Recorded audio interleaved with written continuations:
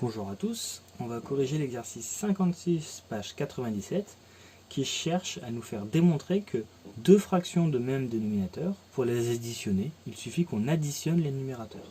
Donc comme c'est ce qu'on veut démontrer, on ne pourra pas utiliser cette propriété pendant l'exercice. Donc on utilisera d'autres propriétés. La question A, le but était de développer, de calculer 3 facteurs de 2 sur 3 plus 5 sur 3. Comme on ne peut pas utiliser notre addition de fractions, on va utiliser ce qu'on connaît d'autre, et nous ce qu'on connaît et ce qu'on est en train de faire, c'est le développement. Donc du coup, on va développer. Et on va développer le 3 sur le 2 tiers, et le 3 sur le 5 tiers.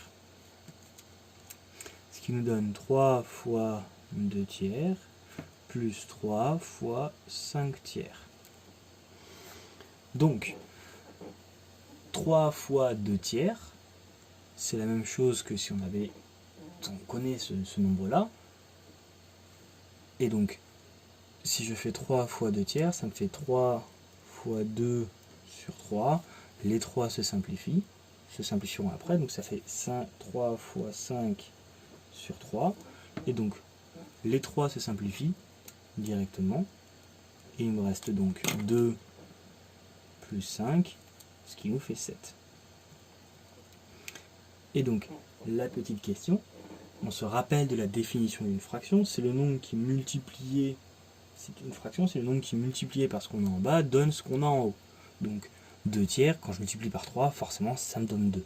Et donc, si là, quand je fais 3 fois ce nombre-là, j'obtiens 7, ça veut dire que juste ce nombre-là, donc, 2 tiers plus 5 tiers, c'est 7 tiers.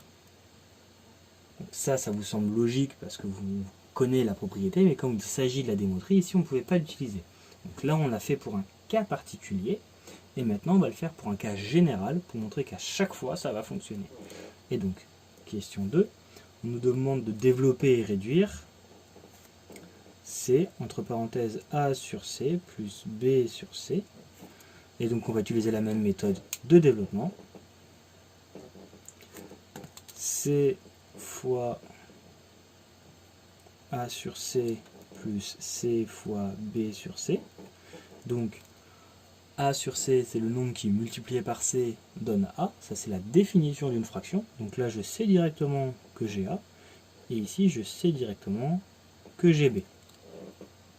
Et donc du coup, on va faire le même genre de conclusion. Comme j'ai A sur C plus B sur C, quand je le multiplie par C, ça donne A plus B. Alors, A plus B sur C est égal à A sur C plus B sur C.